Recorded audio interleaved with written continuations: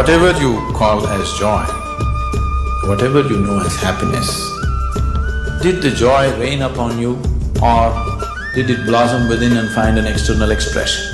Which way was it? It always came from within, isn't it so? Have you noticed at a certain moment when you're very happy, just walking is celebration?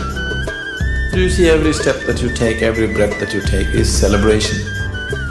So the question is not about what you're drinking, what you're eating, what kind of atmosphere you're in. You're joyful. It's the inner atmosphere which decides the celebration, not the external. If you're happy, life is celebration, isn't it? That's how it should be.